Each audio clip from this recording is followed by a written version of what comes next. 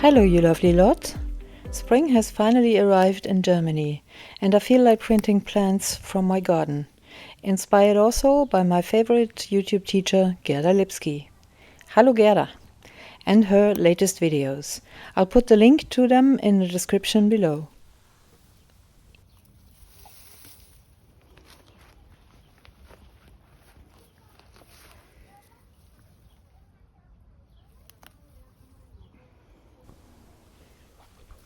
The assistant is getting ready to supervise this. Hey honey, you're ready?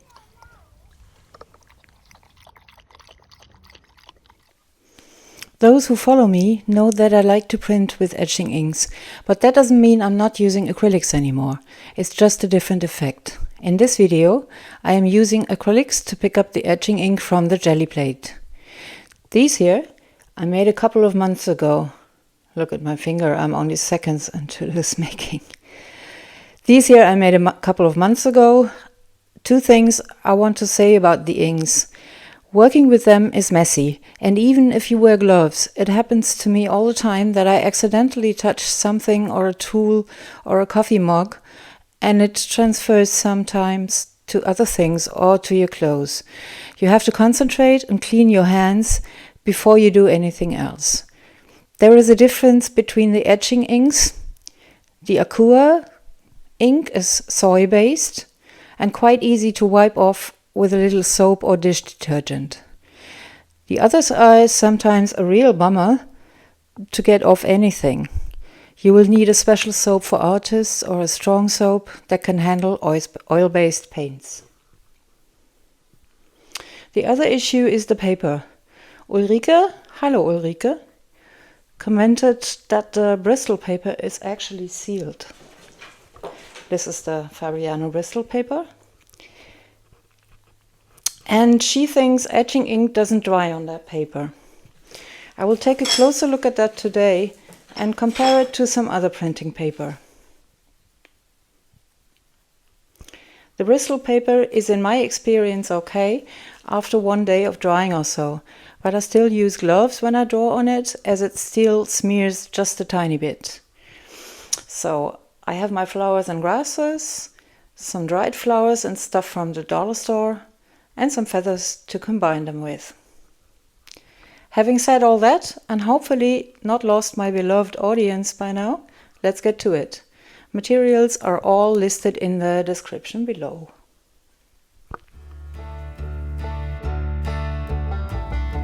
I am starting with the Akua Black. There is so much left on the glass plate from last week's video that I don't have to use new ink at all. One of the advantages of etching ink, saving lots of money because it doesn't dry on glass or metal.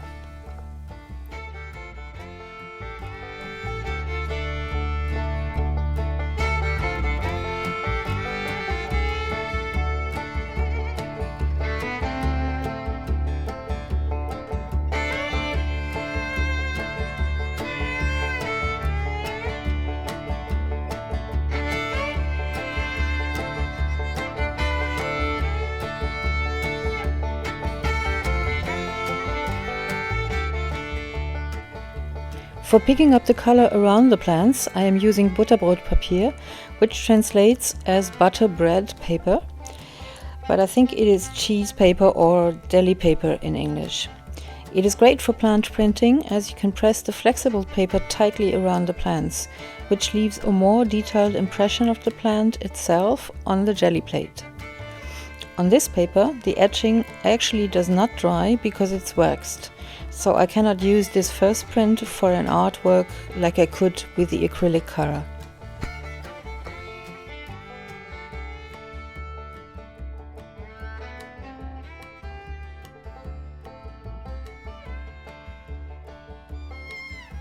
This is a very nice print with tons of details that I can develop with more contrasts and shadows and highlights later.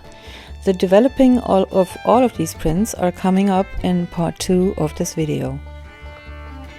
Next, Akua Black again, this time printing it on Boesner drawing paper, trying to make almost the same print as to later be able to compare the papers better regarding the smearing.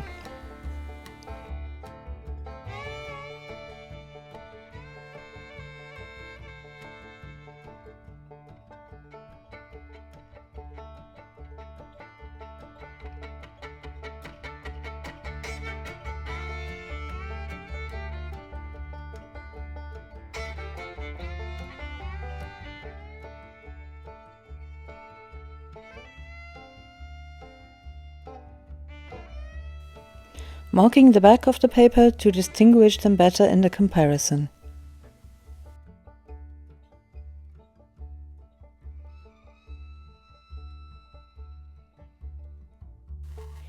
Now for some Charbonnel Ocean Blue ink, using the dried flowers and a feather.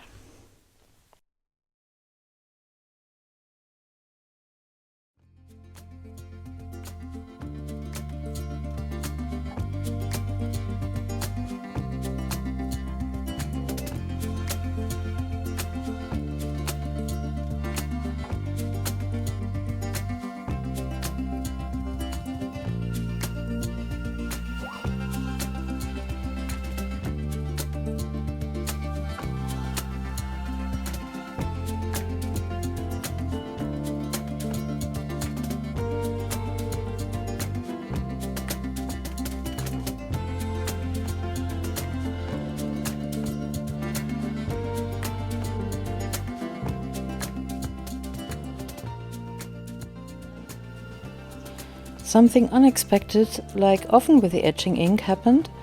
The paper left a very graphic mark around the daisy flower heads. First I thought I don't like it, but then I liked what I made of this later.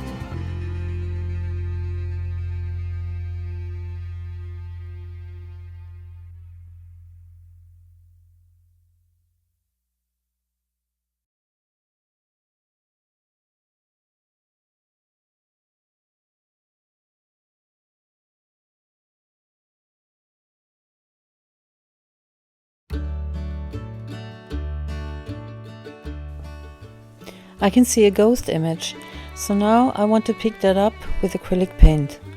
Etching ink would not work as a pickup paint.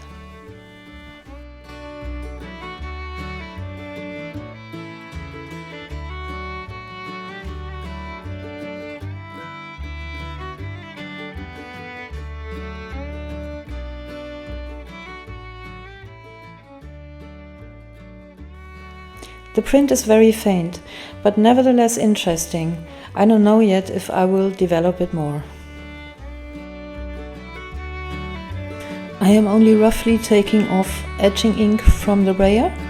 It works fine with just some tissue paper.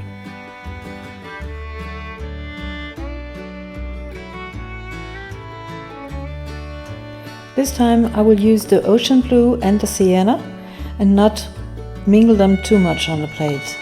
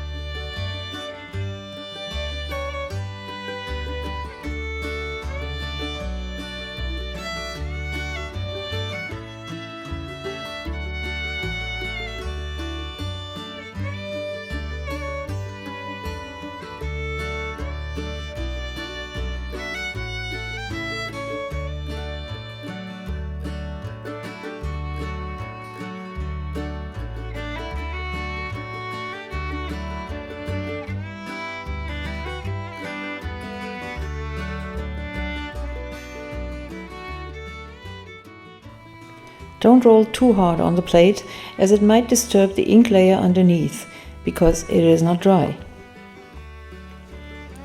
The acrylic paint reacts a little with the resist. You can see that here. Probably the oil that I have used before to clean the Gelli plate, but the result is quite interesting.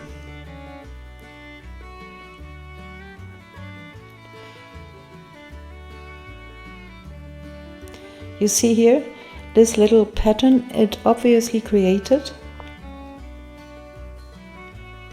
I'll also enhance this later. So here are some of the end results that I will develop in part 2 of this video, again with colored pencils and fine liners, and even one with gouache. In the second part you'll also see if the etching ink smears on either of the two papers. Thanks for watching. If you liked it, give me a thumbs up and consider subscribing to my channel.